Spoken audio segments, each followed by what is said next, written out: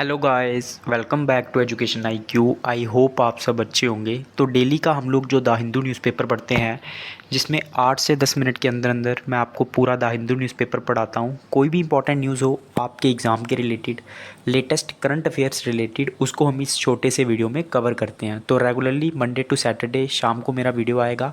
तो regularly in sessions को देखो, इससे आपके करंट अफेयर्स कवर हो जाएंगे। डे टू डे वर्ल्ड में क्या चल रहा है वो आपके पास नॉलेज होगा। और कोई भी अगर आर्टिकल आएगा उसके रिलेटेड कोई भी न्यूज़ होगी तो वो भी मैं आपको बता दूंगा। जैसे किसी ऑर्गेनाइजेशन के बारे में, जैसे ईडी हो गया, सीबीआई हो गया, तो इन सब के बारे में भी मैं आपको डेली पढ़ाऊंगा। तो आप चैनल को सब्सक्राइब कर दें और बेल आइकॉन को दबा दें, ताकि जब भी मेरा नेक्स्ट वीडियो आएगा आपको नोटिफिकेशन के थ्रू पता चल जाएगा। तो स्टार्ट करते हैं आज का द हिंदू न्यूज़पेपर। मेरा नाम है अभिलाष। फर्स्ट न्यूज़ क्या है? Election commission ask Nadda to explain Modi poll speech. तो कल परसों ही मैंने एक न्यूज़ कवर की थी, जिसमें मैंने आपको बताया था कि मोदी जी ने एक भाषण दिया एक रैली के दौरान, जिसमें उन्होंने बोला कि जो कांग्रेस है वो जो भी हिंदू होंगे उनसे वेल्थ लेके, मतलब उनसे पैसा लेके मुस्लिम्स में बांटेगी। ठीक है। तो इस चीज़ को लेके कांग्रेस ने बोला कि बताओ हमारा जो मैनिफेस्टो है उसमें ऐसा कहाँ पे लिखा है। और ये मामला जो था वो इलेक्शन कमीशन के पास चला गया, जो कि एक क्वासी जुडिशियल बॉडी है। मतलब वो डिसीजन लेती है लेकिन वो कोई कोर्ट नहीं है, सुप्रीम कोर्ट हाई कोर्ट नहीं है। मतलब उसको हाफ जुडिशियल बॉडी माना जाता है, क्योंकि वो इलेक्शन कमीशन को लेके जो भी इलेक्शंस को लेके जो मामले होते हैं, जिनमें कुछ भी जो है कोड ऑफ कंडक्ट को लेके कुछ भी प्रॉब्लम होगी तो उसको वो देखते हैं। तो उसमें जो है फिर मोदी जी के ऊपर जो है उन्होंने इंक्वायरी की। तो उन्होंने अभी जो नड्डा है, जो कि बीजेपी के जो प्रेसिडेंट हैं, अध्यक्ष हैं, उनको पूछा है कि आप जो है हमें मोदी जी की जो स्पीच है उसको एक्सप्लेन करके बताएं कि क्यों ये मोदी जी ने इस तरह की जो है वो स्पीच दी है। इलेक्शन कमीशन कौन से आर्टिकल के अंडर में आता है? आर्टिकल 324 के अंडर में जो है वो इलेक्शन कमीशन जो है वो आता है। तो ये भी आपको जो है वो पता होना चाहिए। नेक्स्ट न्यूज़ के ऊपर हम लोग चलेंगे जो भी इंपॉर्टेंट होगी। तो ऐसे ही जैसे मैंने आपको आर्टिकल के बारे में बताया, तो वैसे ही हम लोग जो है वो चीज़ें रिवाइज़ करते रहेंगे डेली। देखो अभी क्या है, इलेक्शन सीज़न चल रहा है, तो ज़्यादा जो न्यूज़ होगी ना वो राजनीति के रिलेटेड होगी, पॉलिटिक्स के रिलेटेड होगी। तो उसको हम लोग कम से कम कवर करेंगे। हम वही न्यूज़ को कवर करने की कोशिश करेंगे जो आपके एग्ज़ाम में भी आने के चांसेस हों। ठीक है। तो नेक्स्ट न्यूज़ क्या है? ये थोड़ी सी इंपॉर्टेंट है, क्योंकि जो हमारे डिफेंस मिनिस्टर है, सबसे पहले आपको पता होना चाहिए कि करंटली हमारा जो है वो डिफेंस मिनिस्टर कौन है। तो कौन है हमारा डिफेंस मिनिस्टर? राजनाथ सिंह। उसके बारे में आपको पता होना चाहिए। तो इन्होंने बोला है कि अगर बीजेपी जीती है तो हम लोग जो है ना वो सिमल्टेनियस इलेक्शंस जो है वो करवाएंगे, उनको इम्प्लीमेंट करेंगे। ये बीजेपी काफ़ी समय पहले से कह रही है, लेकिन अभी इन्होंने ऑफिशियली कहना शुरू कर दिया कि हम लोग अगर जीत गए तो हम लोग सिमल्टेनियस इलेक्शन करेंगे। और इन्होंने ये चीज़ें अपने मैनिफेस्टो में भी लिखी हैं। अगर आपने पुराने वीडियो देखे होंगे तो उसमें मैंने आपको बताया था। तो डिफेंस मिनिस्टर के बारे में आपको पता होना चाहिए। और सिमल्टेनियस इलेक्शन मतलब एक साथ इलेक्शंस की जो है वो बात कर रहे हैं। नेक्स्ट न्यूज़ के ऊपर हम लोग चलेंगे। देखो ये सब जो है ना, इसमें एक और न्यूज़ है। देखो ये एक यूट्यूबर था, आपने नाम सुना होगा, बिहार का यूट्यूबर था। ठीक है, मनीष कश्यप। तो इसके ऊपर बहुत ज़्यादा प्रॉब्लम हुई थी, क्योंकि ये बहुत ज़्यादा न्यूज़ कवर करता था। तो इसके ऊपर बहुत सारे एलिगेशंस लगे हुए थे कि ये फेक न्यूज़ दिखाता है। उसके बाद इनको एक जो है लगभग जो है 11 महीने जेल में रहे। लेकिन अभी जो है इन्होंने बीजेपी को जो है वो ज्वाइन कर लिया है। तो ये चीज़ें भी आपको पता होनी चाहिए। नेक्स्ट न्यूज़ के ऊपर हम लोग चलेंगे जो भी इंपॉर्टेंट होगी आपके एग्ज़ाम के लिए। ये देखो ये सब पॉलिटिकल न्यूज़ है। ठीक है। तो इसके बारे में आपको इतना जो है जानने की ज़रूरत नहीं है। ये ट्राइबल्स लोग हैं। ठीक है। ये कहाँ हैं? डोंगरिया कोंद के ट्राइबल्स हैं ये देखो, देखो दिख रहे हैं ना, थोड़े से अजीब जनजाति है। ठीक है। अंगूठियाँ बहुत ज़्यादा पहनते हैं क्योंकि ट्राइबल्स लोग होते हैं। तो ये कहाँ के हैं? उड़ीसा के जो हैं ये ट्राइबल है। ठीक है। कौन से? डोंगरिया कौन। तो ये आपको पता होना चाहिए, आगे एग्ज़ाम में आ सकता है। ठीक है। गवर्नमेंट के साथ जो है बातचीत करने के लिए जो है वो बैठे हुए हैं। ठीक है। और ये कहाँ रहते हैं? Niyamgiri hill range. Niyamgiri hill range कहाँ पे है? उड़ीसा के अंदर में ही है। ये भी आपको पता होना चाहिए, नियामगिरी हिल रेंज। ठीक है। तो ये भी आपको पता होना चाहिए। नेक्स्ट न्यूज़ के ऊपर हम लोग चलेंगे। और ये वोट लेने के लिए जो है ना पहुँचे हैं। ठीक है। इनको इनसे भी वोटिंग करवाई जा रही है ताकि ये भी वोटिंग करें। नेक्स्ट न्यूज़ के ऊपर हम लोग चलेंगे, क्योंकि ट्राइबल्स लोग जो है ना वो इस चीज़ों में, इन मामलों में काफ़ी पीछे रहते हैं। हाँ ये बढ़िया है। Modi thanks Italian PM for initiation to G7 meeting in June. तो मोदी जी को G7 मीटिंग के लिए जून में बुलाया है किसने? इटालियन पीएम ने। इटालियन पीएम कौन है ये भी आपको जो है मतलब एग्ज़ाम में आएगा तो नहीं, लेकिन फिर भी पता होना चाहिए। जॉर्जिया मिलोनी। ठीक है। इन्होंने बुलाया है। G7 के मेंबर कौन कौन है ये आपको पता होना चाहिए। इसका मैं आपको एक ट्रिक बता देता हूँ। Juice GF। ठीक है। जे से हो गया जापान, यू से हो गया यूके, आई से हो गया इटली, सी से हो गया चाइना और ई से हो गया यूरोपियन यूनियन, ठीक है। और जी एफ से हो गया, जी से हो गया जर्मनी, एफ से हो गया फ्रांस। तो ये चीज़ें आपको पता होनी चाहिए, ठीक है। इसका मेंबर कौन कौन है, इसकी जो फॉर्मेशन हुई थी वो 1973 में हुई थी।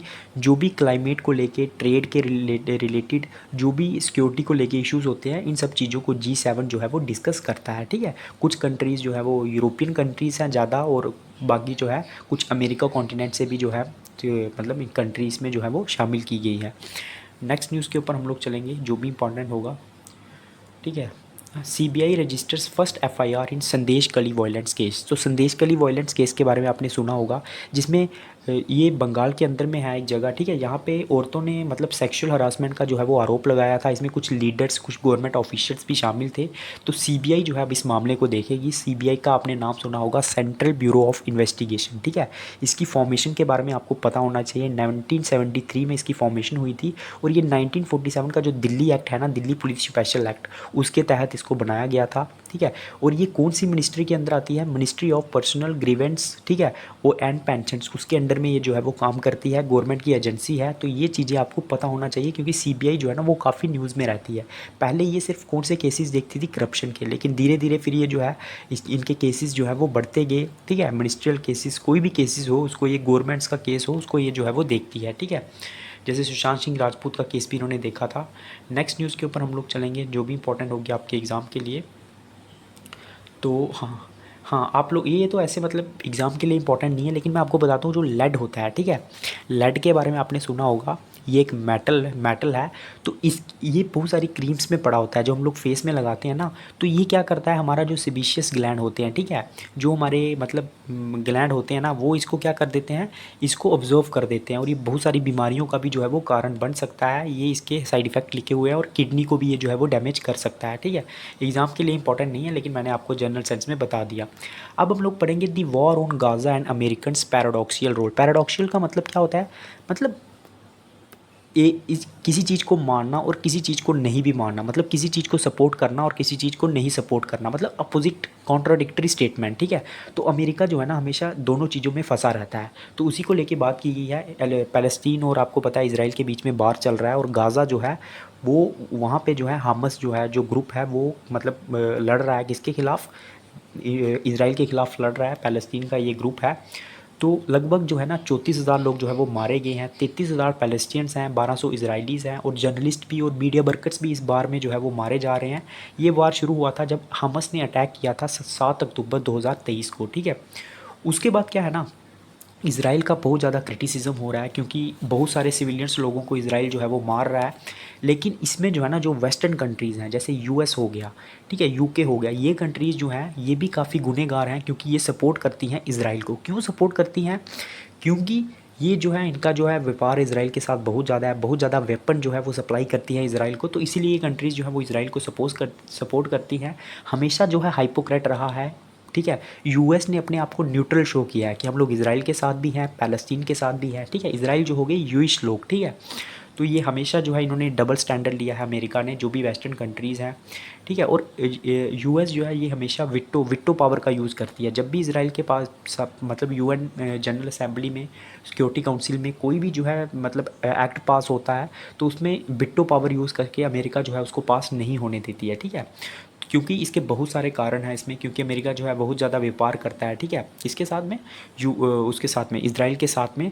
तो हमेशा ये जो है ना, कोई भी गवर्नमेंट आई हो अमेरिका ने, इसने इसराइल को भी सपोर्ट किया है और अरब कंट्रीज़ को भी जो है वो सपोर्ट किया है। तो ज़्यादा ये जो है वो इसराइल की तरफ रहते हैं। और 2 स्टेट सोल्यूशन की जब भी बात आती है तो उसमें भी जो है अमेरिका जो है वो सपोर्ट नहीं करता है, मतलब ज़्यादा सपोर्ट जो है इसका इसराइल की तरफ ही है। तो यही इसमें लिखा हुआ है, इसमें कुछ बाकी इंपॉर्टेंट नहीं है, जो भी था मैंने एक्सप्लेन कर दिया। अब हम लोग थोड़ा सा मालदीव्स के बारे में पढ़ेंगे, ठीक है। श्रीलंका के जो नीचे है मालदीव्स, जिसकी कैपिटल है मेल। तो जो मीज़ू है उसकी पार्टी जो है वो दोबारा जीत गई है मालदीव्स के अंदर में।